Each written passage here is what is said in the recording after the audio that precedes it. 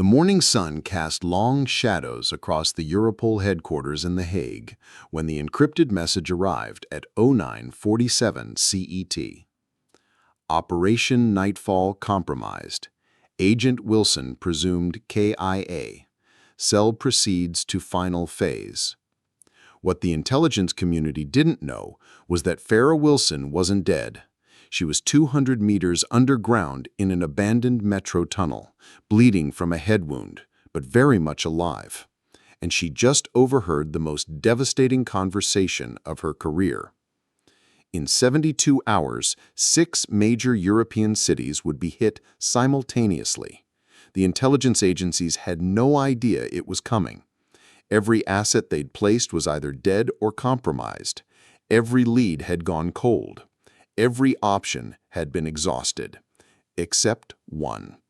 The 26-year-old analyst they'd written off as too emotional for fieldwork was about to prove that sometimes being underestimated is the greatest advantage of all. Farrah Wilson had always been told she felt too much. At 26, with her auburn hair perpetually escaping whatever professional style she attempted, she stood out in the sterile corridors of Europol's counterterrorism division for all the wrong reasons. While her colleagues maintained the stoic demeanor expected of intelligence professionals, Farrah's emotions played across her face like weather patterns, intense focus giving way to visible frustration, excitement lighting up her green eyes when she discovered a connection others had missed. Wilson's brilliant, director Klaus Hoffmann would say during performance reviews, but she lacks the emotional control necessary for field operations. It was a refrain Farrah had heard in various forms since joining the organization 3 years ago. Too passionate, too invested, too likely to let personal feelings compromise operational judgment. The assessment followed her like a shadow, keeping her chained to a desk in the analysis department while her peers advanced to active operations. What they saw as weakness, Farrah knew was her strength. Her emotional investment meant she remembered every victim's face, every family torn apart by the terrorist networks they pursued. While others viewed intelligence reports as abstract data points, Farrah saw human stories. She could spot patterns that others missed because she understood the emotional motivations driving their targets. When Agent Marcus Chen received commendation for disrupting a smuggling network in Rotterdam, it was Farrah's psychological profile of the cell leader that had predicted his next move. When the Vienna operation successfully prevented an attack on the Christmas markets, it was her analysis of the bomber's personal history that had revealed the target. But success from behind a desk wasn't the same as respect in the field. Farrah watched as newer recruits with half her analytical skills were fast-tracked into operational roles, while she remained trapped in what her supervisor, Agent Director Sarah Kellerman, diplomatically called her area of expertise. The morning briefings were the worst part. She'd sit in the back of the conference room, her detailed threat assessments and behavioral predictions reduced to bullet points on someone else's presentation, while field agents planned operations based on her insights without ever acknowledging their source. The frustration had been building for months, but it reached a breaking point during the Nightfall briefing. The task force had been tracking a sophisticated terrorist network for 8 months. A group calling itself the European Dawn that had claimed responsibility for bombings in 3 countries. Their leader, known only as the Architect, had proven exceptionally elusive, always staying one step ahead of law enforcement efforts. Farrah had spent countless hours studying the Architect's methods, his choice of targets, the timing of his attacks. She developed what she believed was a comprehensive psychological profile that could predict his next moves. But when she'd submitted her analysis to the Nightfall operational team, it had been politely acknowledged and promptly ignored in favor of more traditional intelligence gathering methods. Standing at her desk that sunny Tuesday morning, Farrah reviewed the latest intelligence reports with growing concern. The field team was focusing on the wrong indicators, following leads that felt too convenient, too clean. Her emotional intuition, the very trait that kept her from field operations, was screaming that something was wrong. The Architect was too smart to leave such obvious breadcrumbs. This felt like misdirection. but every attempt to voice her concerns had been met with patronizing smiles and reminders to stick to data analysis. The Europol Counterterrorism Division operated like a Swiss watch, precise, methodical, and utterly resistant to deviation from established protocols. Director Klaus Hoffmann ran the organization with Germanic efficiency from his corner office overlooking the Hofweaver Pond, where every operation followed carefully structured chains of command and every decision required multiple levels of approval. It was a system designed to prevent mistakes, but it was also a system that struggled to adapt when conventional wisdom proved inadequate. Farrah's workstation sat in the analysis bay, a sprawling open office filled with monitors, secure terminals, and the quiet hum of brilliant minds processing intelligence from across the continent. Analysts were expected to provide data, not opinions. They were valued for their ability to catalog and cross-reference information, not for their intuitive leaps or emotional insights. The culture rewarded conformity and discouraged the kind of passionate advocacy that Farrah couldn't help but display when she believed lives were at stake. The hierarchy was clear and inflexible. Field agents were the elite. Operators like Marcus Chen and Elena Rodriguez, who carried weapons, made arrests, and faced danger on the front lines. Support staff like communications specialists and logistics coordinators occupied the middle tier. Essential, but unremarkable. At the bottom of the operational food chain were the analysts. Brilliant, perhaps, but fundamentally civilian in an organization that valued military precision above all else. Agent Director Sarah Kellerman embodied this philosophy perfectly. A former German federal police officer with 20 years of experience, she viewed the analysis department with the benevolent condescension of someone who believed that real intelligence work happened in the field, not behind a computer screen. Her interactions with Farrah were professionally courteous, but carried an underlying message: stay in your lane, provide the data requested, and leave operational decisions to those qualified to make them. The morning briefings reinforced this dynamic daily. Field agents would present their operational plans while analysts like Farrah sat silently, their contributions reduced to supporting documentation. Questions from analysts were tolerated but rarely welcomed, especially when they challenged operational assumptions. Farrah had learned to couch her insights carefully, presenting them as data points for consideration rather than urgent warnings. But even this diplomatic approach often met with polite dismissal. The Nightfall operation exemplified everything frustrating about this environment. For 2 weeks, Farrah had watched the field team prepare for what she believed was a fundamentally flawed mission. Their intelligence suggested that the architect was planning to personally oversee a weapons handoff in an abandoned warehouse district outside Brussels. 3 separate sources had confirmed the location and timing. It was the kind of actionable intelligence that the organization lived for, specific, verifiable, and offering the chance to finally capture their most wanted target. But every instinct Farrah possessed warned her that it was too perfect. The architect had spent 8 months as a ghost, avoiding every trap set for him, only to suddenly become careless enough to leave multiple intelligence breadcrumbs. Her analysis of his psychological profile suggested a man far too sophisticated for such amateur mistakes. She'd tried to raise these concerns through proper channels, submitting detailed reports that outlined alternative scenarios, but her warnings had been acknowledged and filed rather than seriously considered. The frustration was compounded by her awareness that her colleagues saw her concerns as typical analytical overthinking. "Wilson's paranoid," she'd heard Marcus Chen tell Elena Rodriguez after one briefing. "She sees conspiracies everywhere because she's never been in the field. Sometimes the simplest explanation is the right one." It was a common attitude among operatives, the belief that analysts, protected by their office environments, tended to overcomplicate situations that field experience would render straightforward. This morning's final briefing before the operation launch had been particularly difficult to watch. Director Hoffman had presented the mission parameters with his usual confidence, outlining a straightforward tactical approach that would put a dozen agents in potential danger based on intelligence that Farrah's intuition screamed was compromised. But intuition wasn't admissible evidence in operational planning, and emotional concerns weren't valid reasons to abort a mission that had taken months to develop. As she sat at her desk reviewing satellite imagery of the target location, she felt the familiar weight of professional impotence. She had information that could save lives, insights that could prevent disaster, but no authority to act on them.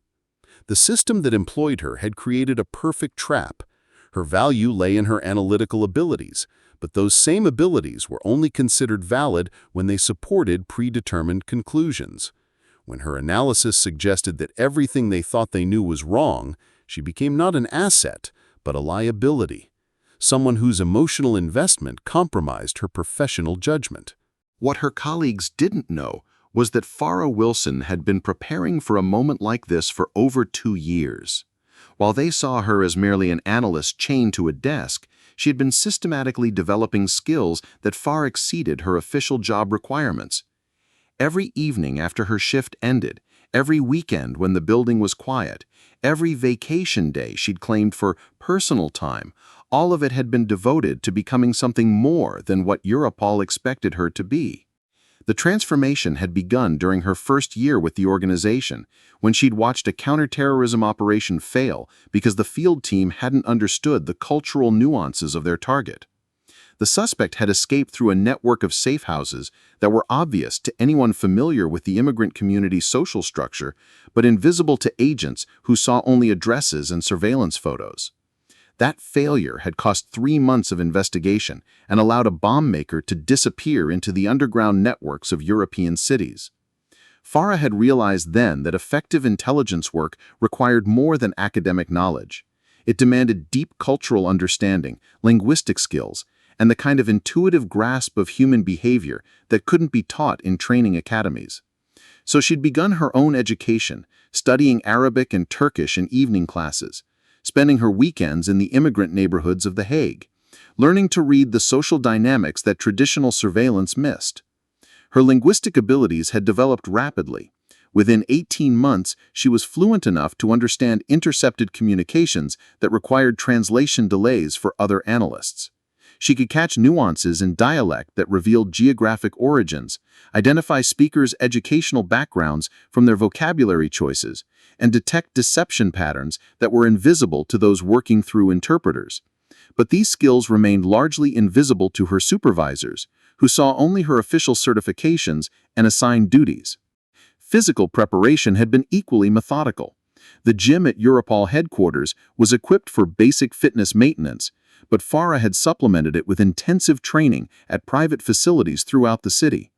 Krav Maga classes twice a week to develop combat reflexes, advanced driving courses that taught her to handle vehicles in crisis situations, wilderness survival training during her vacations, learning to navigate by stars, find water in urban environments, and remain hidden in plain sight. The most crucial skill she had developed was technical surveillance. Using equipment she had purchased with her own money, Farrah had learned to operate listening devices, tracking systems, and communication equipment that far exceeded standard analytical tools. She had practiced in her own apartment until she could place and retrieve surveillance gear in under 30 seconds, monitor multiple communication channels simultaneously, and maintain operational security that would be invisible to standard counter-surveillance measures. Her personal apartment had become an unofficial intelligence center.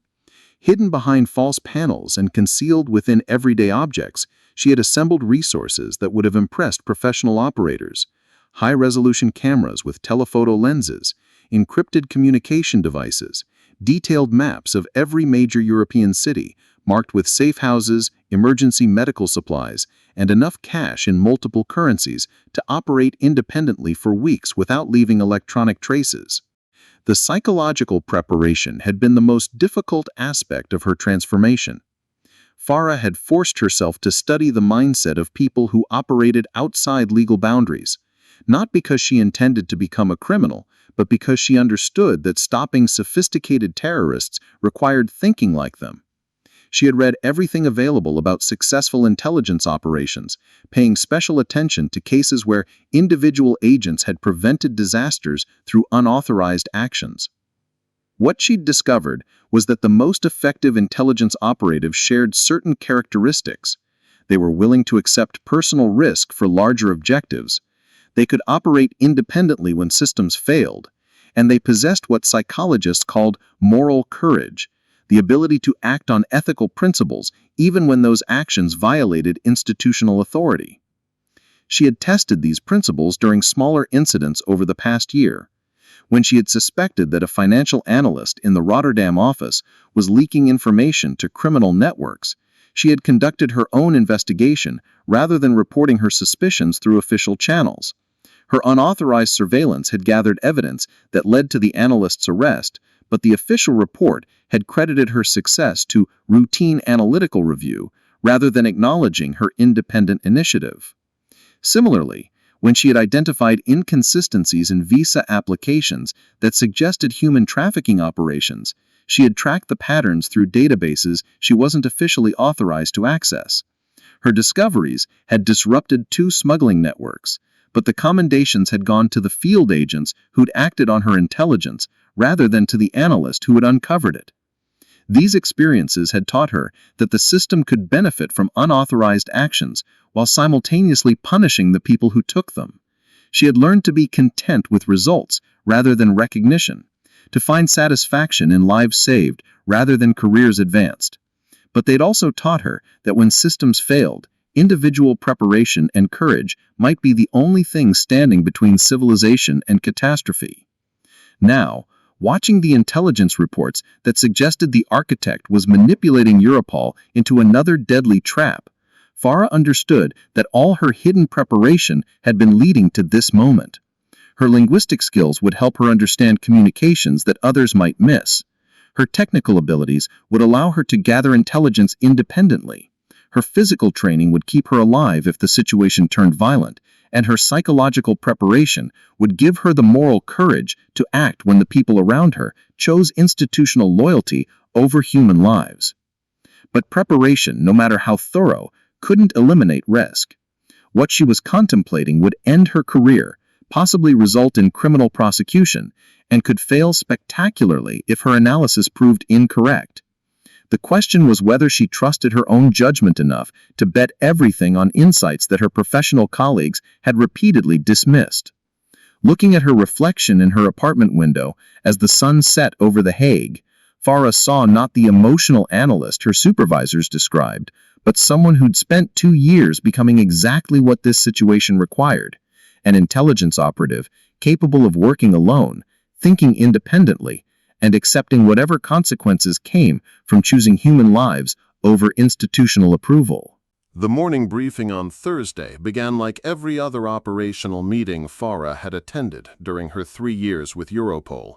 A room full of confident professionals discussing life-and-death decisions with the detached precision of people accustomed to being right. Director Klaus Hoffmann stood at the front of the conference room, his silver hair perfectly styled, his manner radiating the kind of institutional authority that came from 25 years of successful intelligence operations. "Ladies and gentlemen," Hoffmann began, his German accent lending additional gravity to his words, "Operation Nightfall represents our best opportunity to neutralize the architect and dismantle the European Dawn network. Intelligence from 3 separate sources confirms the Brussels location, and our technical assessment indicates a high probability of success." Farrah sat in her usual position near the back of the room, her notebook filled with questions and concerns that experience had taught her to keep to herself unless specifically invited to speak. Around her, the faces of Europe's counterterrorism elite reflected varying degrees of confidence and anticipation. These were people who'd built their careers on successful operations, who'd prevented dozens of attacks through careful planning and methodical execution. Agent Director Sarah Kellerman took the floor next, her presentation crisp with the kind of operational detail that reflected months of careful planning. The target facility is an abandoned automotive plant in the Brussels Industrial District. Surveillance indicates that the architect will personally oversee a weapons handoff involving advanced explosives and possibly chemical agents. We have a 12-hour window when security will be minimal and extraction routes limited. Deputy Director Franz Weber nodded approvingly as Kellerman outlined the tactical approach. "The intelligence correlation is remarkable," he observed. "Human sources, signals intelligence, and financial tracking all point to the same conclusion. It's rare to have such clear confirmation of terrorist intentions." That was exactly what worried Farrah. In her experience, terrorist leaders like the architect didn't survive by making their intentions clear to intelligence services. The man she'd been studying for months was sophisticated enough to avoid electronic communications, paranoid enough to frequently change locations, and intelligent enough to use multiple layers of operational security. The idea that such a careful operator would suddenly become careless enough to leave multiple intelligence breadcrumbs felt fundamentally wrong. When Kellerman opened the floor for questions, Farrah raised her hand, knowing that her concerns would be tolerated, but unlikely to be seriously considered. "Ma'am, has anyone analyzed the possibility that this intelligence might be deliberately leaked to draw our resources away from alternative targets?" The room fell silent for a moment, then filled with the kind of polite murmuring that suggested her question was being perceived as naive rather than insightful. Kellerman's smile carried the patient condescension of someone explaining obvious concepts to a confused child. "Wilson, the intelligence has been thoroughly vetted by our most experienced analysts. We're not dealing with amateur hour here. We have corroborating evidence from sources that the architect couldn't possibly know about or control." "But what if he's more sophisticated than we're assuming? What if he's identified our sources and feeding them information designed to—" "Wilson," Hoffman interrupted, his voice carrying just enough edge to signal that her questions were becoming inappropriate. "Your concern is noted, but we can't paralyze ourselves with hypothetical scenarios. Intelligence work requires acting on the best available evidence, not endless speculation about what might be possible." Marcus Chen, the senior field agent who would be leading the tactical team, turned in his seat to address Farrah directly. His expression wasn't hostile, but it carried the kind of professional impatience that came from years of dealing with analytical overcautiousness. "Look, Wilson, I appreciate that you want to be thorough, but this is exactly the kind of intelligence we've been waiting months to receive. We can't ignore actionable information because we're worried it might be too good to be true. Sometimes the simplest explanation is the correct one." "But Chen," Farrah replied, pulling out her behavioral analysis files, "the architect's psychological profile suggests someone who thinks in multiple dimensions, who uses misdirection as a primary operational tool. Every attack he's conducted has involved some element of deception designed to confuse response efforts." Elena Rodriguez, Chen's second-in-command, shook her head with the kind of gentle dismissiveness that was somehow more frustrating than open hostility.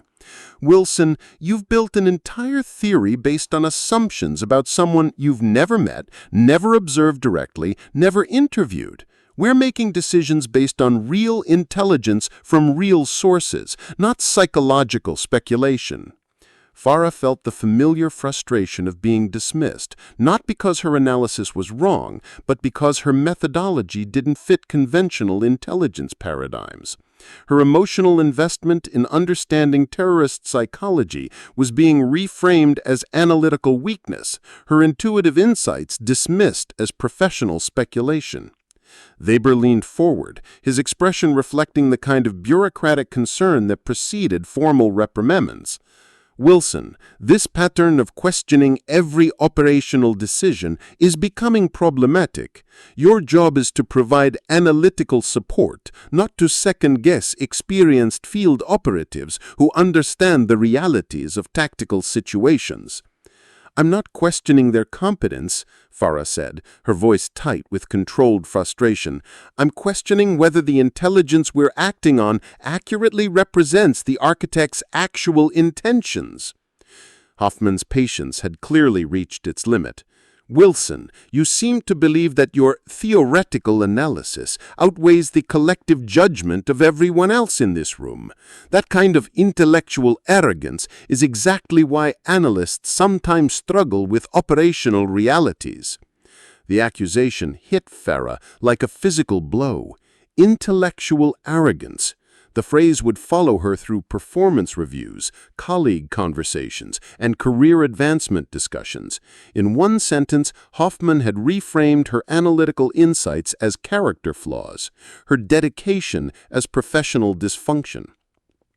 Sir, I'm simply trying to prevent us from walking into a trap. The only trap here, interjected Kellerman, is the one you're creating for yourself. Your refusal to trust established procedures and experienced judgment is compromising your effectiveness as an analyst. Perhaps it's time to consider whether your approach to this work is fundamentally suited to organizational intelligence operations. The threat was implicit but unmistakable. Conform to institutional expectations or find yourself looking for alternative employment. Farrah looked around the room at faces that reflected varying degrees of disapproval, pity, and professional concern. These weren't evil people. They were competent professionals doing important work according to established protocols. But those same protocols were about to get people killed. As the briefing concluded and personnel filed out to make final preparations for Operation Nightfall, Farrah remained in her seat, staring at her notes and feeling the weight of institutional isolation. She'd presented evidence, raised legitimate concerns, and offered alternative perspectives. But her insights had been dismissed, not because they were wrong, but because they came from someone whose emotional investment compromised her credibility in the eyes of people who valued detachment over passion. The worst part was understanding that their dismissal was partially justified. She was emotionally invested. She did care too much. She couldn't maintain the kind of professional detachment that allowed others to view terrorist attacks as abstract tactical problems rather than human tragedies. But as she watched Chen and Rodriguez discussing deployment schedules, as she listened to Kellerman coordinate with Brussels police, as she saw Weber updating deployment orders that would put dozens of agents in what she believed was mortal danger, Farrah realized that emotional investment might be exactly what this situation required.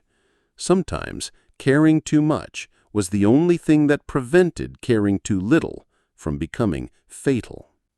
The week following the initial Nightfall briefing became a study in systematic marginalization that left Farrah feeling increasingly isolated within her own organization. Every suggestion she made was politely acknowledged and promptly ignored.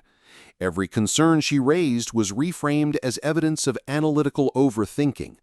Every alternative scenario she presented was dismissed as the kind of theoretical speculation that had no place in practical operational planning. Wednesday morning brought a particularly frustrating example during the routine intelligence assessment meeting.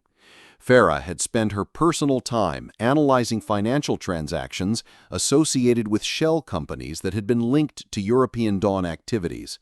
What she discovered was a pattern of fund transfers that suggested operations in 6 different countries, far exceeding the scope of what the Brussels intelligence indicated. The financial flows don't match a single major operation, she'd explained to Agent Director Kellerman during their brief one-on-one meeting. The money is being distributed across multiple networks in amounts that suggest coordinated activities rather than a centralized weapons purchase. Kellerman had listened with the kind of polite attention that supervisors reserved for subordinates, whose concerns they intended to ignore. Wilson, financial analysis is handled by our economics division.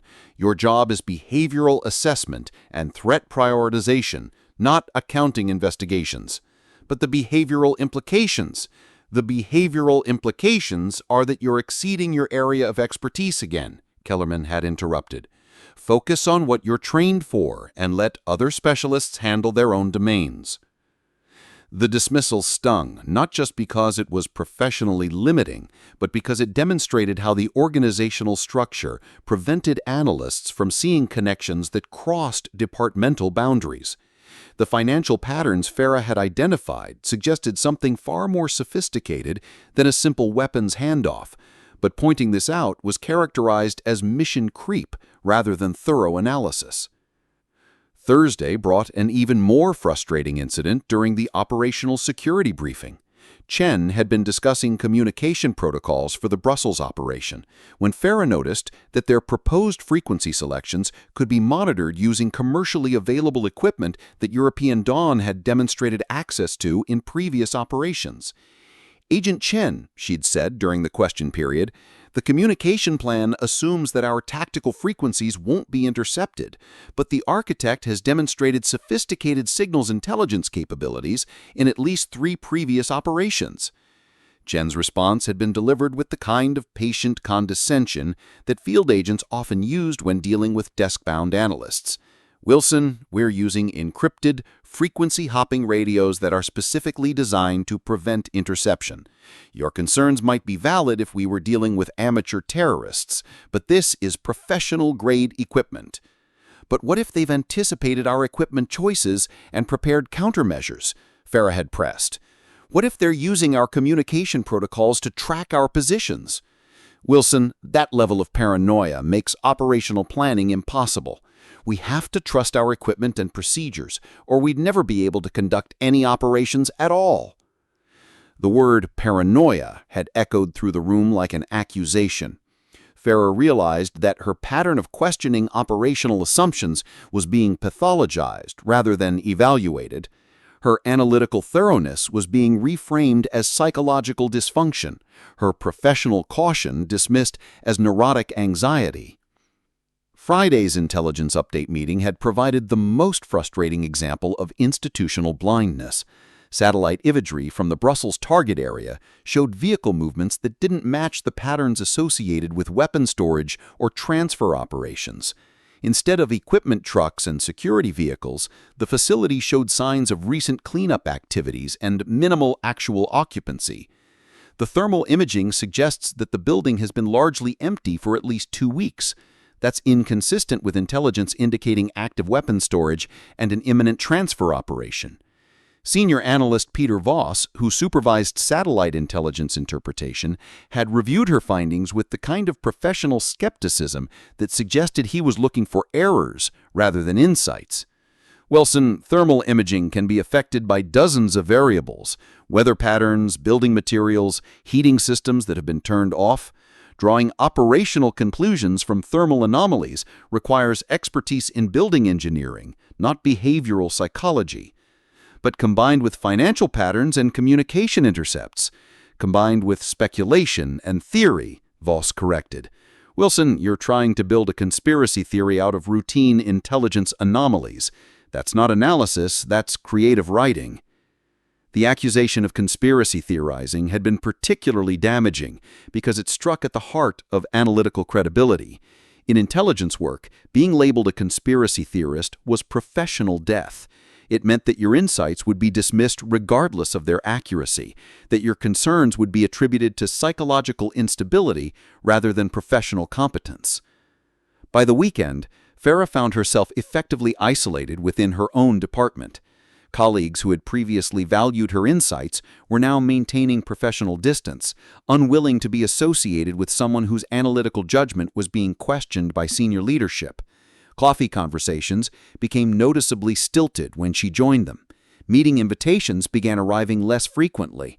Her suggestions during briefings were being acknowledged with the kind of polite dismissal reserved for chronic complainers. The isolation wasn't just professional, it was becoming personal. Her emotional investment in preventing terrorist attacks, the very quality that made her effective at psychological analysis, was being used as evidence that she couldn't maintain the detached objectivity required for intelligence work.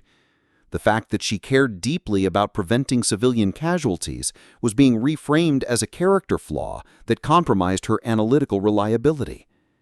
Sunday evening, as she sat in her apartment reviewing intelligence reports that she was increasingly convinced pointed toward disaster, Farrah realized that her mounting frustration had become a trap. The more passionately she argued her position, the more her colleagues dismissed her concerns as emotional overreaction. The more evidence she gathered to support her theories, the more her supervisors viewed her research as obsessive behavior that exceeded appropriate professional boundaries. But the evidence continued to accumulate despite her isolation. Financial transfers that suggested coordinated operations across multiple countries, communication intercepts that revealed planning timelines extending far beyond the Brussels operation, behavioral patterns that indicated the architect was orchestrating something far more sophisticated than a simple weapons transfer. As she prepared for what she sensed would be a crucial week, Farrah understood that her mounting frustration had revealed a fundamental truth about institutional intelligence work. Sometimes the people most capable of identifying threats were the ones least likely to be believed when they tried to warn others about them. Her emotional investment, her analytical thoroughness, her refusal to accept conventional wisdom, all the qualities that made her effective at understanding terrorist psychology, were the same qualities that made her superiors question her professional judgment. The question was whether she could find a way to act on her insights despite the systematic dismissal of her concerns. Because if she was right about the architect's real intentions, her mounting frustration would soon become the least of anyone's worries. The first whispered conversation Farrah overheard took place in the break room on Monday morning, 2 days before the scheduled Nightfall operation. She'd arrived early to review overnight intelligence reports when she heard Agent Rodriguez's voice drifting from the adjacent coffee area, speaking in the kind of hushed tones that people used for gossip they didn't want overheard.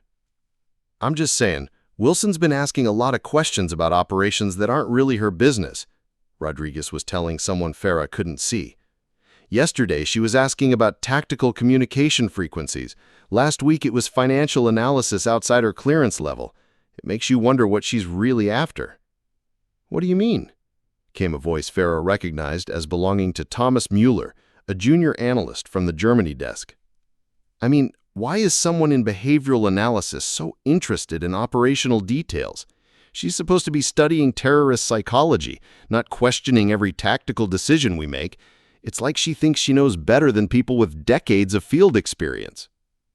Farrah felt heat rise in her cheeks as she realized that her analytical diligence was being reinterpreted as suspicious behavior.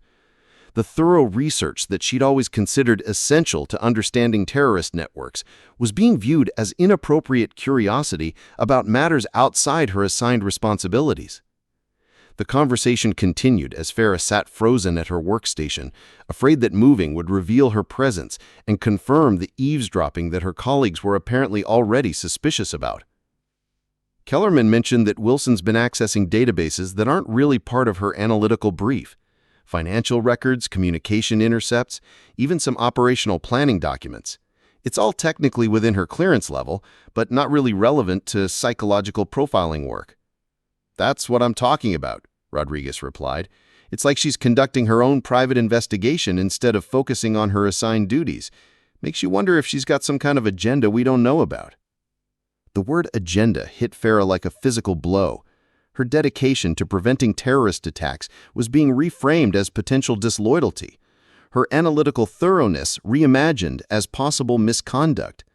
The conversation revealed how her passion for the work, the very quality that made her effective at understanding terrorist psychology, was being interpreted as evidence of ulterior motives. Tuesday brought an even more disturbing conversation that she accidentally overheard while delivering reports to the operations planning office. Deputy Director Weber was speaking with someone from Internal Affairs, their voices carrying the kind of official concern that preceded formal investigations. "Wilson's pattern of behavior has become increasingly problematic," Weber was saying. "She's questioning operational decisions, conducting unauthorized research, and demonstrating what can only be described as obsessive behavior regarding the architect investigation." "What kind of obsessive behavior?" asked the Internal Affairs representative. "She's developed what appears to be a personal fixation on proving that our intelligence is compromised.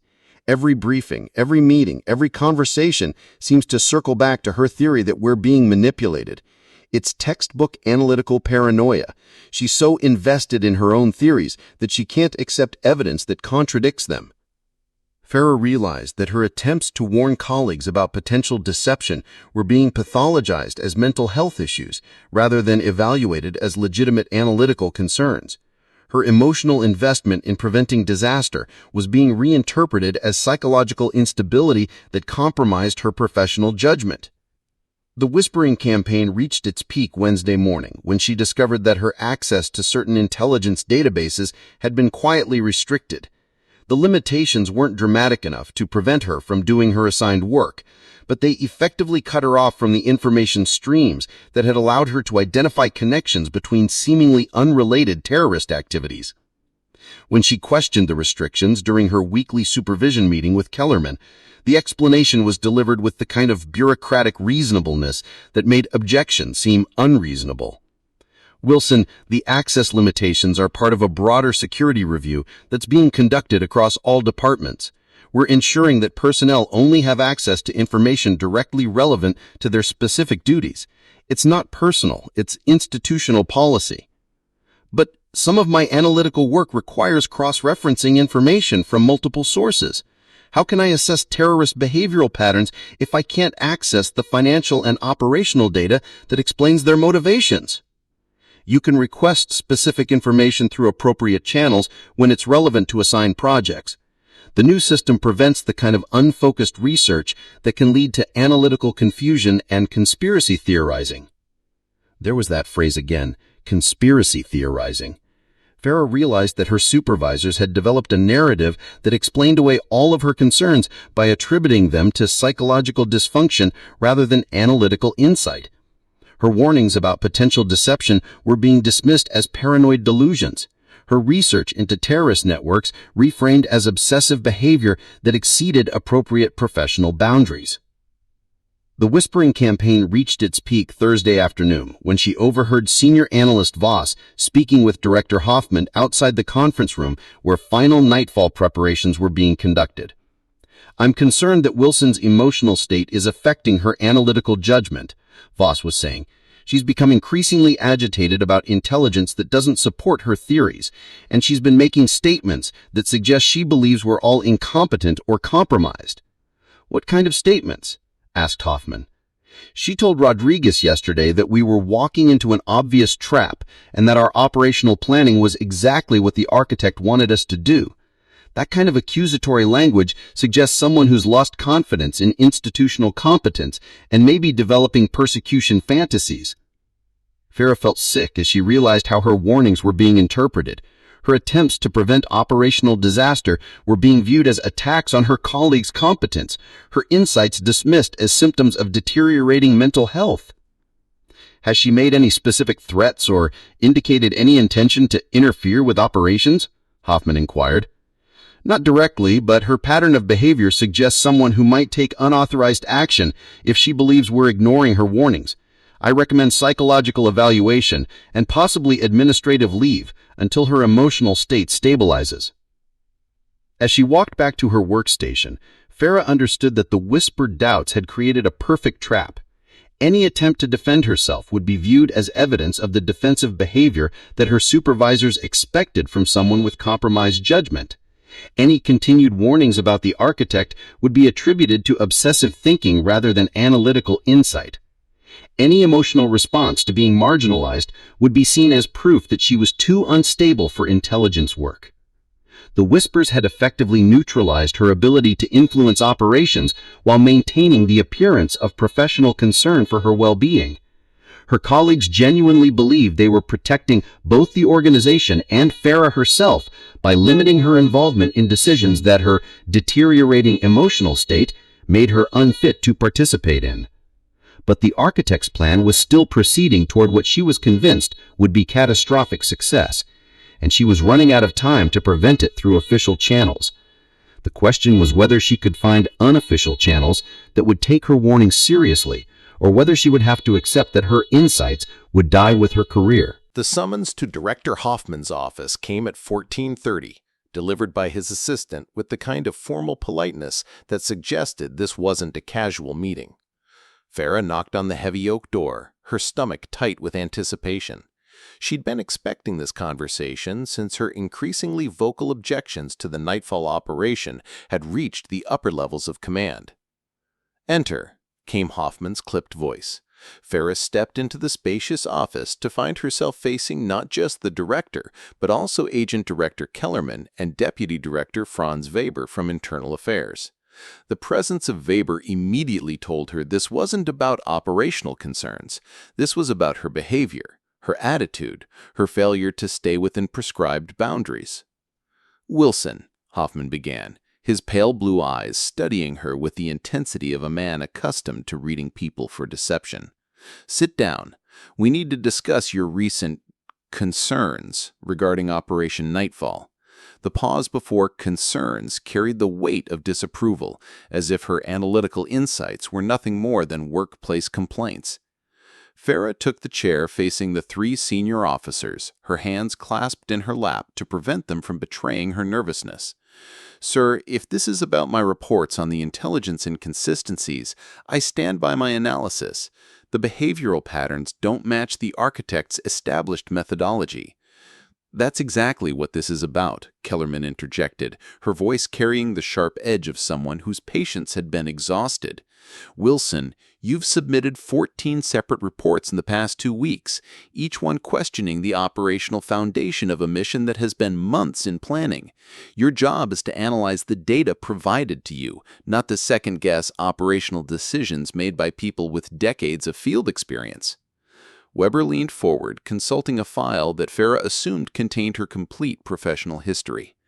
"Miss Wilson, your personnel record shows a pattern of what your supervisors describe as emotional overinvestment in operations.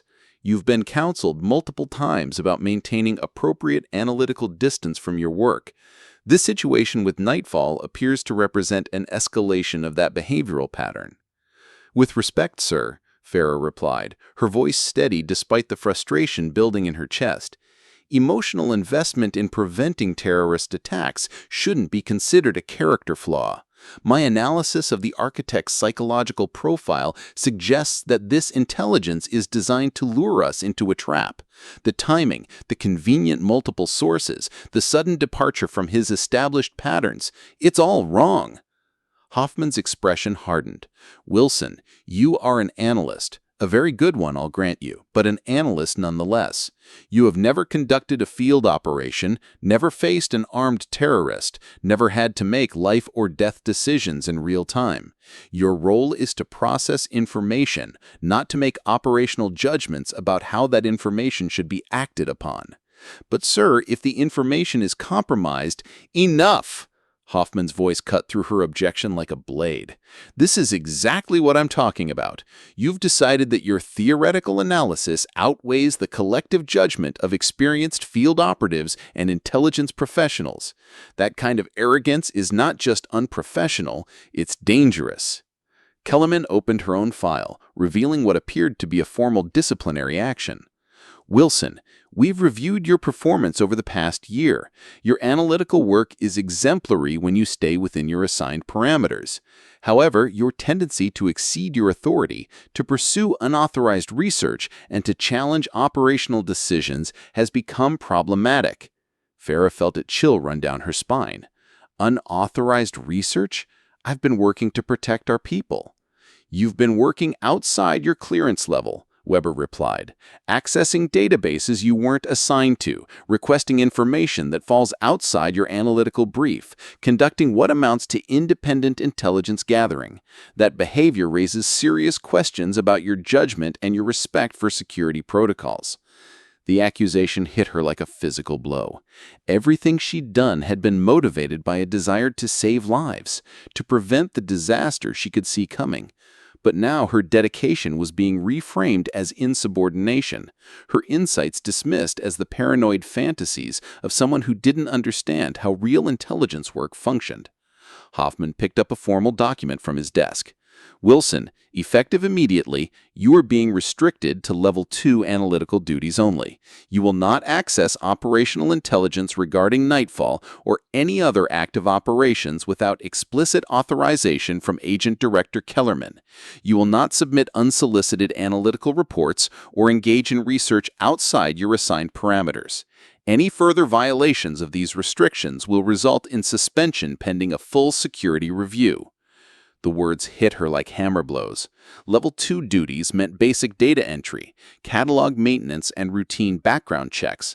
It meant being cut off from the intelligence streams that allowed her to identify patterns and connections. It meant watching from the sidelines while her colleagues walked into what she was convinced was a carefully orchestrated trap. "Sir, please reconsider. If I'm right about this—" "If you're right," Kellerman interrupted, "then 12 experienced agents, 3 intelligence analysts, and 2 operational directors are all wrong. What are the odds of that, Wilson?" Farrah looked at the 3 faces staring at her, each one radiating the kind of bureaucratic certainty that she'd learned was impervious to evidence or argument. They weren't evil men, she realized. They were competent professionals doing their jobs according to established protocols.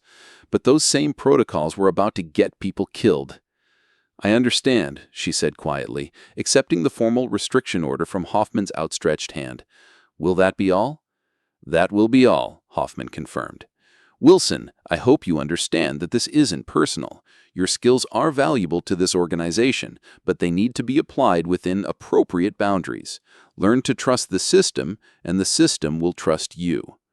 Farrah nodded and left the office, the restriction order feeling like lead in her hands.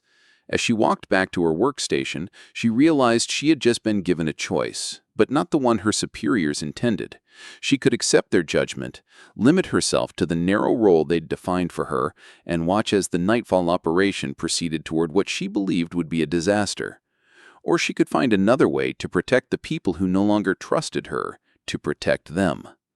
The choice, when she framed it that way, was really not a choice at all. The explosion echoed across the Hague at exactly 6:15 the following morning, rattling windows in the Europol building and sending a flock of seagulls wheeling into the dawn sky. Farrah was already at her desk, having arrived 3 hours early to conduct what research she could within her new restricted parameters, when the emergency alarms began to wail throughout the building. Within minutes, the operations center had transformed into controlled chaos. Emergency protocols activated, secure phones rang incessantly, and the large displays that normally showed routine intelligence updates now streamed live feeds from Brussels. The abandoned warehouse that should have contained the architect and his weapons cache was now a crater surrounded by emergency vehicles, their flashing lights painting the scene in urgent reds and blues. Director Hoffman's voice boomed across the intercom system. "All personnel to emergency stations. This is not a drill. Repeat, this is not a drill." Farrah remained at her restricted workstation, officially excluded from crisis response, but unable to look away from the feeds showing the destruction that had consumed the Nightfall operation. The casualty reports came in fragments over the next hour. 4 agents confirmed dead, including team leader Martis Chen.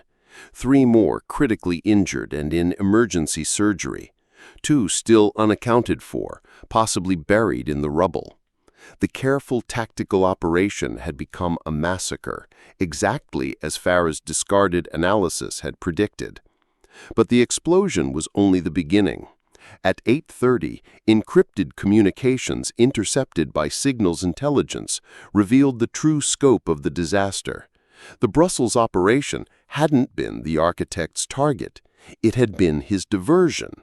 While Europol's best assets were focused on the warehouse, 3 separate terrorist cells had activated across the continent, each one moving toward objectives that had never appeared on any intelligence assessment. Adjunct Director Kellerman's voice was hoarse with strain as she briefed the emergency response team. "London reports suspicious activity near the financial district. Paris has elevated threat levels around government buildings. Rome intelligence suggests movement toward the Vatican. We're looking at coordinated strikes, people. This is what the architect was building toward. Farrah listened to the briefings from her isolated workstation, her heart hammering as the scope of the deception became clear. The architect hadn't made mistakes. He'd fed Europol exactly the intelligence they wanted to see, while orchestrating something far more sophisticated. Her psychological profile of him was correct. He was too intelligent for simple errors, too careful for convenient breadcrumbs. The Brussels operation had been designed to eliminate Europe's most effective counterterrorism assets while positioning his real objectives for success. The worst part was the timeline. Intelligence suggested that whatever the architect was planning would happen within 72 hours, possibly less. But Europol's response capability had been gutted by the Brussels attack.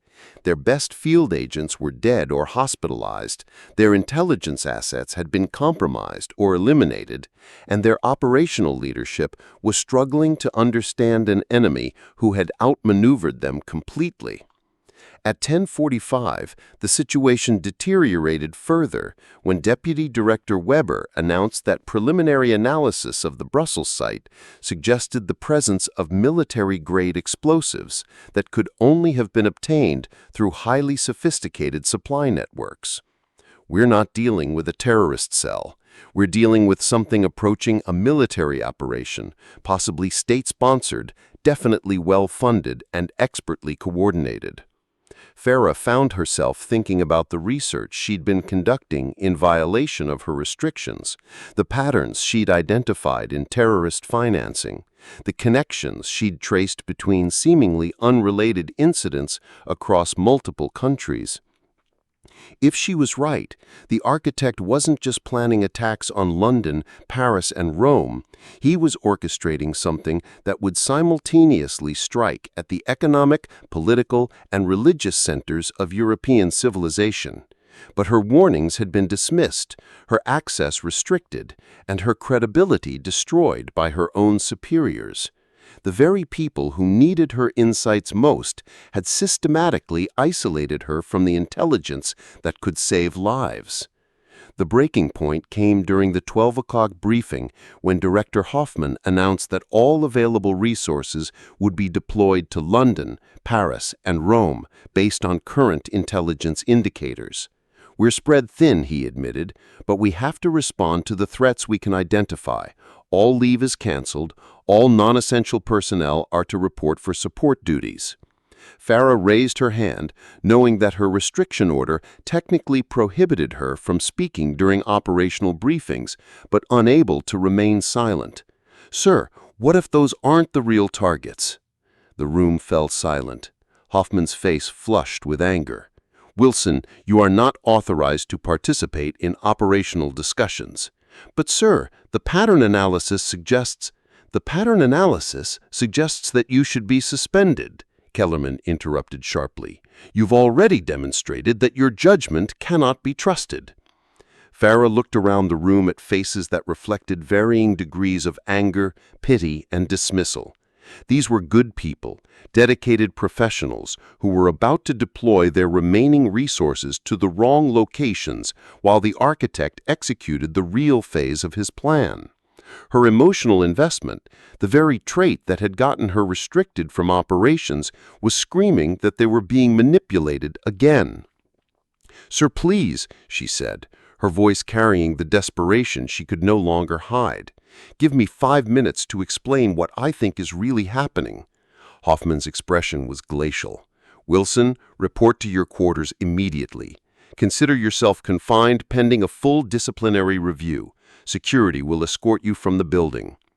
As security officers approached her workstation, Farrah realized that she'd just witnessed the death of her career. But more importantly, she'd witnessed the final manipulation that would allow the architect to complete whatever he'd been planning for months. The system that had trained her, employed her, and ultimately rejected her was about to deploy its remaining strength to protect the wrong targets, while the real attack unfolded unopposed. The security escort was professional but final. As they walked her toward the exit, Farrah caught glimpses of the frenetic activity continuing throughout the building. Analysts working double shifts, communications specialists coordinating with agencies across the continent, logistics personnel preparing deployments to 3 major cities. All of it focused on threats that she was convinced were elaborate decoys. Standing on the steps of the Europol building in the afternoon sunshine, officially barred from the organization she had devoted 3 years of her life to serving, Farrah understood that her choice was no longer between following orders and exceeding authority. Her choice was between accepting defeat and finding a way to stop a disaster that no one else could see coming. She looked back at the building where her former colleagues were preparing to fight the wrong battle, then pulled out her personal phone and began making calls to contacts who weren't bound by Europol's chain of command. If the system wouldn't listen to her, she'd have to work outside the system. The only question was whether she could move fast enough to matter. The emergency session of the European Security Council had been called for 1400 hours at the Scheveningen International Center, bringing together intelligence directors from across the continent to coordinate response to what was being called the Brussels Deception. Farrah knew she had no official standing to attend, but she also knew that this would be her last opportunity to present her analysis to people with the authority to act on it. She arrived at the conference center at 13:30, hoping to catch Director Hoffman before the session began.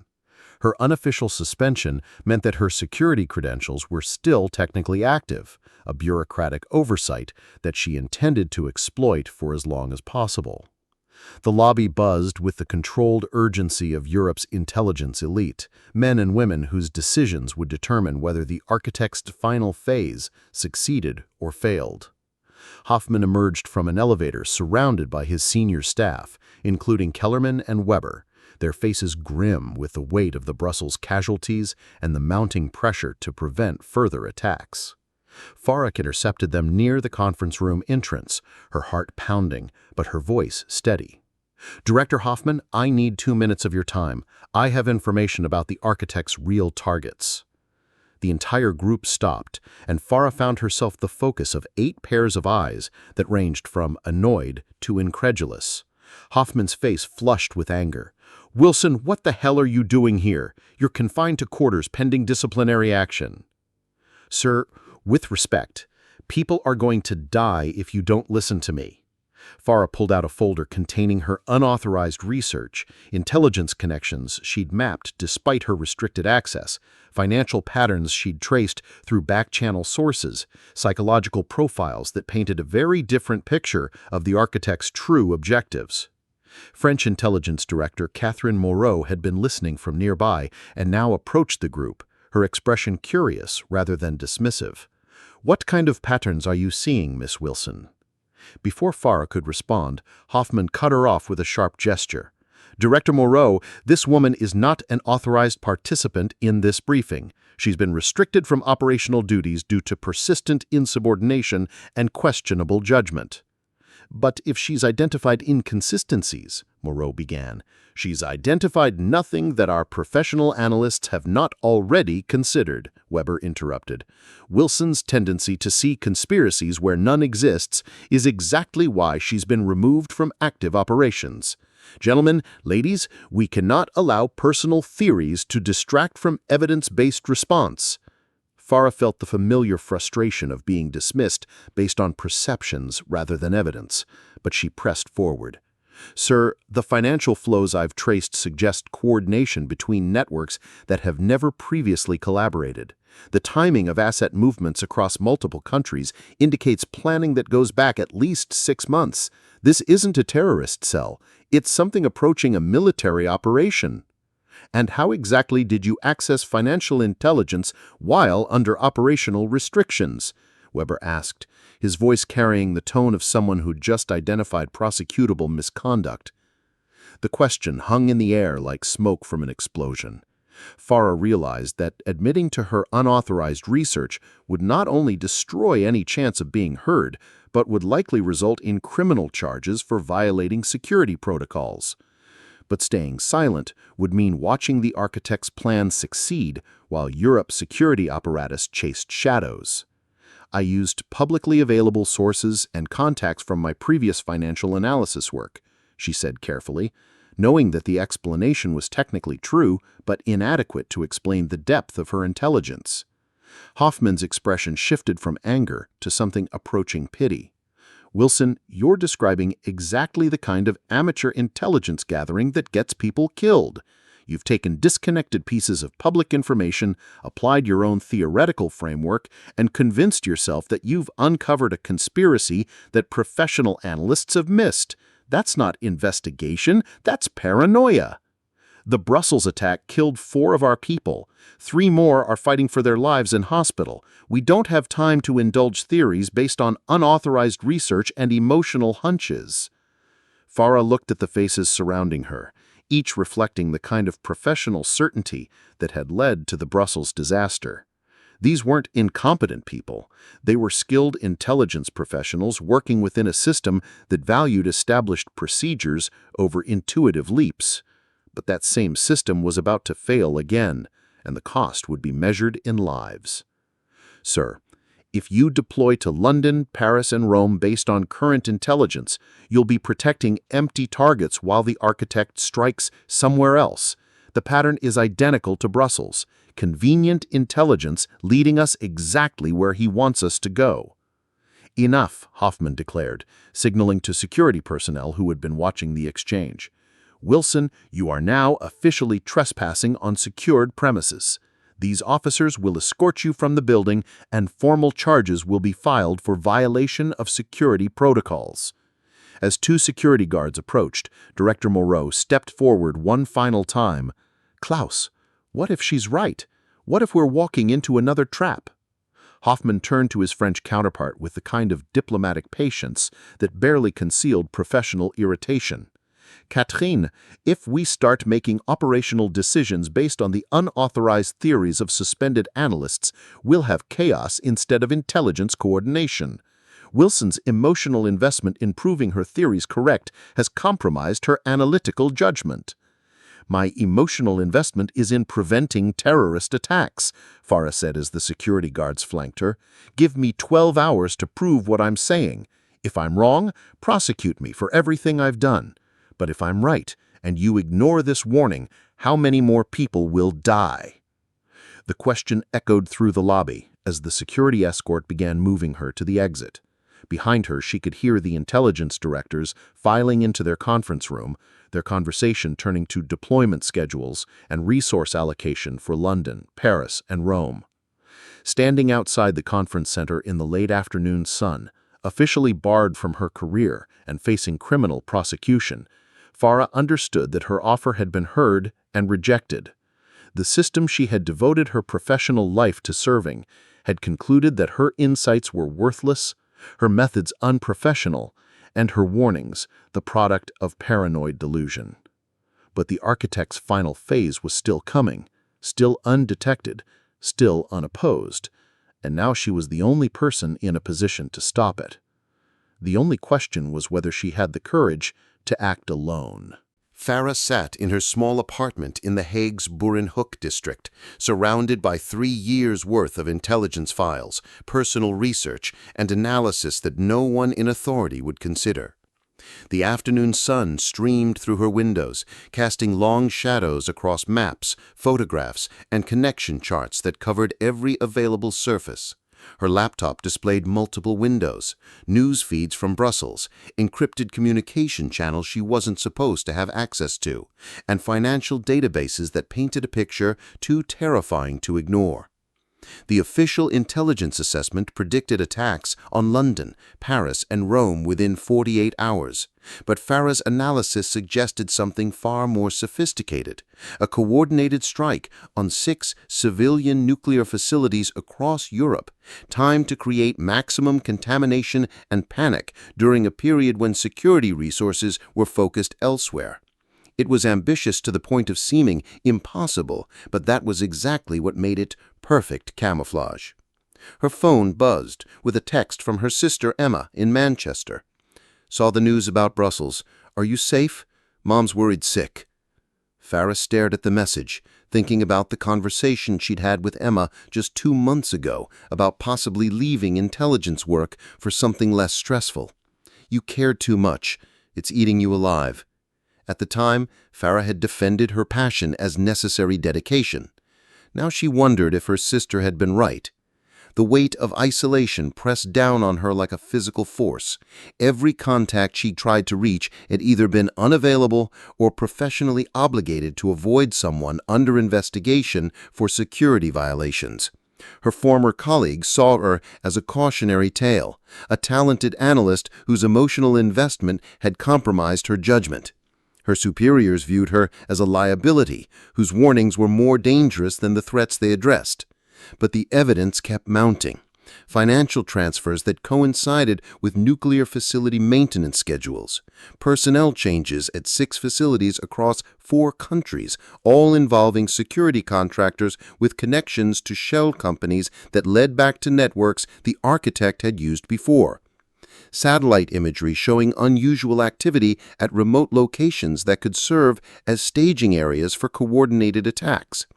The most damning evidence had come through a contact at the International Atomic Energy Agency, someone who'd provided information under the assumption that Farrah was still working in an official capacity. Dr. Sarah Chen, no relation to Marcus Chen, had mentioned during a casual conversation that several facilities had reported minor security system anomalies over the past month, the kind of technical glitches that could be signs of reconnaissance or preparation for penetration. Farrah had cross-referenced the facilities Dr. Chen mentioned with her analysis of the architect's targeting preferences.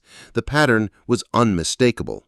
6 locations that would maximize contamination impact while minimizing defensive response time, all situated to take advantage of prevailing wind patterns that would carry radioactive material into major population centers. The nuclear option was brilliant in its audacity. Everyone expected terrorist attacks to target symbolic buildings, government facilities, or transportation hubs. But nuclear facilities were so heavily defended, so seemingly impossible to penetrate, that intelligence services had grown complacent about their vulnerability to sophisticated, well-funded operations. The architect had spent months positioning Europe's security apparatus to look in the wrong directions while he prepared to turn their own civilian nuclear infrastructure into weapons. Her laptop chimed with an encrypted message from a source she'd cultivated during her financial analysis work, someone deep inside the European banking network who occasionally provided information about suspicious transaction patterns. The message was brief but devastating. Large-scale equipment purchases through Syrian networks, delivery vehicles, protective equipment, communication systems. Timing suggests imminent deployment. Be careful. Farrah stared at the message, her hands trembling slightly as the implications sank in. The Syrian connection meant that the architect had access to sophisticated equipment and trained personnel, possibly including people with military or technical backgrounds who could actually execute attacks on hardened nuclear facilities. This wasn't a terrorist fantasy. It was an operation with the resources and expertise to succeed. She walked to her window and looked out at the Hague's peaceful streets, thinking about the millions of people across Europe who are going about their daily lives with no idea of what was coming. Children walking home from school, families planning weekend trips, elderly couples tending their gardens, all of them trusting that their governments and security services would protect them from threats too sophisticated for ordinary citizens to imagine. The moral weight of her knowledge felt crushing. If she was right and she did nothing, the contamination from 6 nuclear facilities could kill thousands immediately and displace millions for decades. If she was wrong and she acted on her suspicions, she'd be throwing away any chance of professional redemption while potentially interfering with legitimate operations. But there was a third possibility that terrified her more than either failure or success. What if the architect's final phase wasn't imminent? What if her unauthorized actions disrupted his plans but also compromised future operations against him? What if saving lives today meant allowing even greater catastrophe tomorrow? Her phone rang, startling her out of her paralyzed contemplation. The caller ID showed a number she didn't recognize, but when she answered, the voice was familiar. Dr. Sarah Chen from the IAEA. Dr. Chen, thank God you answered. I've been trying to reach someone at Europol, but they keep transferring me to people who don't seem to understand what I'm telling them. We've had 3 more facilities report security anomalies in the past 6 hours. Someone's been probing our defenses systematically. Which facilities? Farrah asked, already pulling up her analysis files. Dulic in Belgium, Gravelines in France, and Gunderiemen in Germany. That brings the total to 6 facilities across 4 countries, all reporting similar technical issues that could indicate reconnaissance activities. I think someone's planning something, but nobody seems to be taking it seriously. Farrah felt her heart stop. 6 facilities, exactly what her analysis had predicted. Dr. Chen, have you reported this through official channels? I've tried, but everyone's focused on the Brussels attack and the supposed threats to London, Paris, and Rome. They keep telling me that nuclear security is handled by specialized units and that routine technical issues don't constitute intelligence priorities. After ending the call, Farrah sat in her chair for a long time, watching the shadows lengthen across her apartment. The decision she faced was simple in its complexity. Trust a system that had repeatedly rejected her insights, or act on information that could prevent the worst terrorist attack in European history. She thought about Marcus Chen's death in Brussels, about the 3 agents still fighting for their lives, and about the intelligence failures that had led to those casualties. Then she thought about the millions of people who would suffer if the architect's real plan succeeded, while Europe's security apparatus chased decoy targets. The choice, when she framed it honestly, really wasn't a choice at all. Some things were more important than career survival, more important than following orders, more important than avoiding the accusation of emotional overinvestment. Farrah opened her secure communications app and began composing messages to every contact who might be able to help. Journalists who specialized in security issues, former colleagues who'd left government service, academic researchers who studied terrorist networks. If the official system wouldn't listen to her warnings, she'd create an unofficial system that could. She was about to become either Europe's savior or its most wanted fugitive. But she'd rather be wrong and imprisoned than right and silent. The first indication that something was wrong came at 04:45, when Farrah failed to report for her mandatory check-in at Europol headquarters. Agent Director Kellerman had implemented the reporting requirement as part of Farrah's suspension conditions, a bureaucratic measure designed to ensure that someone under investigation didn't engage in unauthorized activities while disciplinary proceedings were pending. When Farrah's phone went straight to voicemail and her apartment intercom received no response, Kellerman dispatched security personnel to conduct a welfare check. What they found sent shockwaves through the organization. Farrah's apartment had been systematically emptied of equipment and personal items that suggested she'd been preparing for independent operations for months. She's got surveillance gear, tactical equipment, and enough cash to operate independently for weeks, Security Chief Henrik Larsson reported to Director Hoffman at the emergency briefing called for 0600. This isn't someone who decided to disappear overnight. Wilson's been planning this for a long time. The discovery transformed Farrah's disciplinary case into a security crisis. Her access credentials were immediately revoked, her financial accounts were frozen, and alerts were issued to law enforcement agencies across Europe. But the most disturbing revelation came when technical specialists analyzed her computer usage logs and discovered the extent of her unauthorized research. She's been conducting independent intelligence gathering for at least 18 months, Deputy Director Weber informed the crisis team.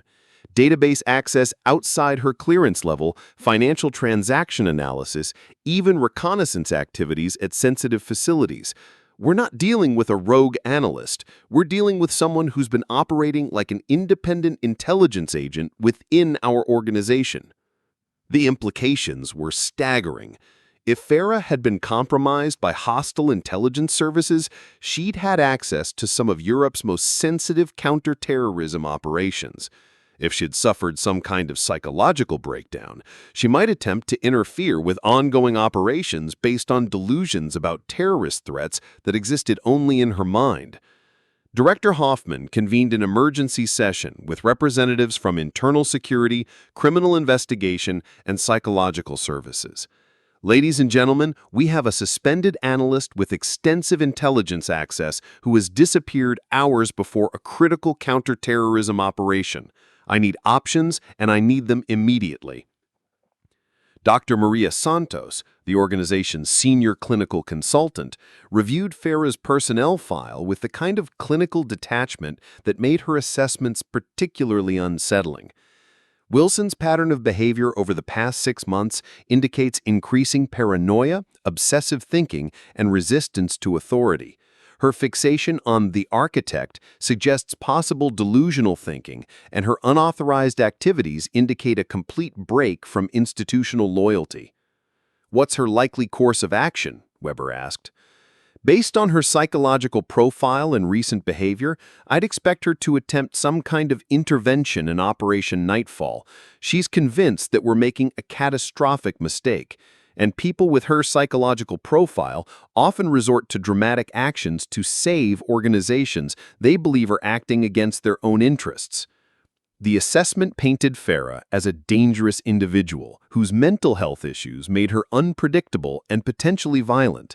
But Agent Rodriguez, who had worked closely with Farrah for 2 years, raised uncomfortable questions about the psychological evaluation. "With respect, Dr. Santos, Wilson never showed signs of mental instability during operational work. Her analyses were consistently accurate, her judgment was sound, and her dedication was exemplary. What if her warnings about compromised intelligence were actually correct?"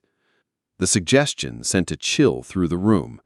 If Farrah's concerns about the architect had been legitimate, then her disappearance might not represent psychological breakdown, but rather an attempt to prevent the very disaster they were all walking into. Hoffman's expression hardened as he considered possibilities that challenged everything the organization had concluded about Operation Nightfall. "Rodriguez, are you suggesting that our entire intelligence assessment is wrong and that Wilson's unauthorized theories are correct?" "I'm suggesting that someone with her analytical record doesn't just suddenly develop paranoid delusions. What if she's not suffering from psychological breakdown? What if she's trying to stop something that we're not seeing?" The question hung in the room like smoke from an explosion. If Farrah was right about the architect's intentions, then Operation Nightfall was proceeding toward disaster, while Europe's most effective counterterrorism assets were being deployed to protect the wrong targets. But accepting that possibility would mean admitting that institutional judgment had been catastrophically wrong, that established procedures had failed, and a suspended analyst had insights that the continent's intelligence elite had missed. At 7:30, as teams prepared for final deployment to Brussels, long-range communications intercepted an encrypted transmission that made everyone's blood run cold. The message was brief but unmistakable. Phase 3 authorized, all teams proceed to target completion. The transmission hadn't come from Brussels. It had come from the vicinity of the Borsali nuclear power station, where signals intelligence detected electronic warfare activity that suggested someone was jamming terrorist communications while maintaining their own operational capabilities. "Jesus Christ," Weber whispered, as the implications became clear. "Wilson isn't having a psychological breakdown. She's conducting an independent counterterrorism operation." The revelation transformed their understanding of everything that had happened over the past week. Farrah's warnings hadn't been paranoid delusions. They'd been accurate threat assessments that the organization had dismissed because they challenged conventional wisdom. Her unauthorized research hadn't been obsessive behavior. It was the kind of thorough preparation that prevented intelligence failures. Her disappearance hadn't been evidence of mental instability. It had been a desperate attempt to prevent the disaster that everyone else was too blind to see coming. "Sir," Larson reported, monitoring communications intercepts, "we're detecting coordinated activity at 6 nuclear facilities across 4 countries. This isn't the Brussels weapons handoff we've been planning for. This is a simultaneous attack on civilian nuclear infrastructure." Hoffman stared at the communications display, watching real-time intelligence that confirmed every warning Farrah had made and every concern they'd dismissed. "How long until we can redirect our operational assets?" 4 to 6 hours to fully reposition. But if Farrah is already engaged at Borsali, she's facing this alone. The woman they'd dismissed as emotionally unstable, suspended for insubordination, and written off as a security risk was now Europe's only hope for preventing the worst terrorist attack in modern history. And she was doing it completely alone, with no backup, no support, and no authority except her own conviction that some things were worth risking everything to prevent. The thermal imaging showed the architect moving toward the facility's primary cooling controls when Farrah made her decision to engage. She'd spent 40 minutes infiltrating the nuclear plant, gathering intelligence, and positioning herself for what would either be Europe's salvation or her own death.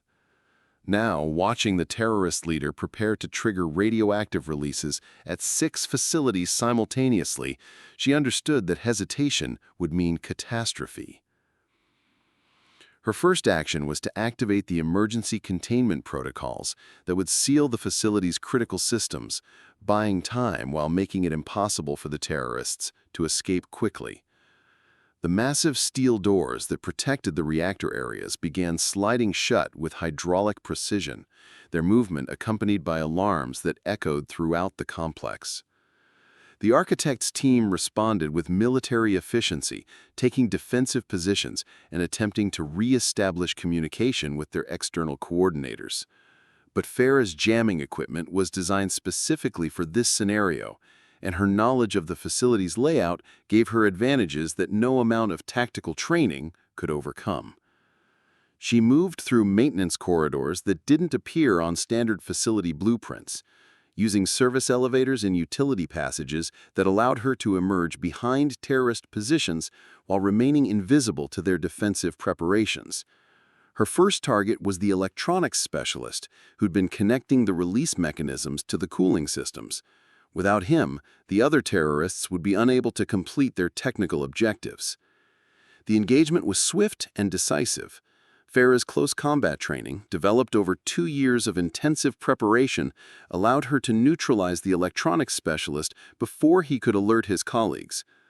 More importantly, she was able to reverse the connections he'd made to the cooling systems, effectively sabotaging the architect's ability to cause controlled failures that would release radioactive material. But eliminating one terrorist only reduced the immediate threat. 5 others were still positioned throughout the facility, and the architect himself was coordinating backup plans that could still achieve his objectives through alternative methods. Farrah's earpiece crackled with intercepted communications that revealed the scope of his contingency planning. "Borsali team is not responding," she heard him telling coordinates at the other 5 facilities. "Proceed with Phase 3 on schedule. If one site fails, the others will compensate for the psychological impact." The realization that stopping the architect at Borsali wouldn't prevent attacks on the other 5 facilities added urgency to Farrah's actions. She needed to capture him alive, extract information about the other operations, and coordinate with authorities who might finally be willing to listen to her warnings. Her approach to the architect's position required crossing the facility's main corridor, an exposure that couldn't be avoided given the time constraints she faced. She moved with the kind of controlled aggression that her tactical training had emphasized, using speed and surprise rather than stealth to reach her objective. The architect turned out to be younger than she'd expected, probably in his early 30s, with the kind of calm demeanor that suggested extensive operational experience. When she emerged from the service corridor with her weapon trained on him, His reaction wasn't fear or surprise, but something approaching professional respect. "You must be the analyst they dismissed," he said in accented English, his hands visible but positioned near equipment that could still trigger catastrophic releases. I wondered when someone would realize what we were actually planning. "Step away from the controls," Farrah ordered, her voice steady despite the adrenaline flooding her system. "Your people at the other facilities are about to be arrested. This operation is over." The architect smiled with the kind of confidence that suggested he knew something she didn't. "My people at the other facilities have been monitoring your government's communications. Your colleagues are still deploying to Brussels, still chasing the diversion we provided. Even if you stop me here, you can't prevent what's happening at 5 other locations." The words hit Farrah like a physical blow. Even her unauthorized action, even her successful penetration of Borcel might not be enough to prevent the coordinated attacks that would contaminate vast areas of Europe. She'd been right about everything, but being right wasn't the same as being able to stop disaster. However, the architect continued, his tone suggesting a negotiation rather than a surrender. "I'm prepared to abort the other operations in exchange for safe passage out of Europe. Call off your security forces, and I'll call off Phase 3. Farrah realized she was being offered a choice that no training had prepared her for: compromise with a terrorist to prevent mass casualties, or maintain operational purity while allowing thousands to die from radioactive contamination. It was the kind of moral complexity that her supervisors had never trusted her to handle. But her answer came without hesitation. "The other operations are already being stopped. While you've been talking, my communications have been directing response teams to all 6 facilities. Your coordination advantage is gone." The lie was delivered with absolute conviction, backed by confidence that came from 2 years of preparation for exactly this moment. The architect's expression shifted from certainty to doubt as he considered the possibility that his carefully orchestrated operation was being dismantled by someone whose capabilities he'd underestimated. As he reached for his communication device, Farrah struck. The engagement was brief but decisive, ending with the architect unconscious and the release mechanisms completely disabled. More importantly, his communication equipment provided her with the coordination frequencies and authentication codes needed to contact the other terrorist teams. Over the next hour, using the architect's own communication network, Farrah coordinated with European security forces who finally understood the scope of the threat they'd been missing. Her detailed intelligence about terrorist positions, technical capabilities, and operational timelines allowed rapid response teams to prevent attacks at all 6 facilities. By dawn, the architect's network had been completely dismantled, its members either arrested or eliminated.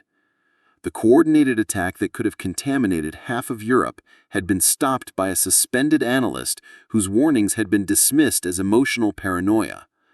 When Director Hoffman arrived at Borcel to coordinate the aftermath, he found Farrah sitting in the facility's security office, exhausted but satisfied, surrounded by evidence of the disaster she had single-handedly prevented. "Wilson," he said, his voice carrying a mixture of relief and professional embarrassment, "it appears we owe you an apology."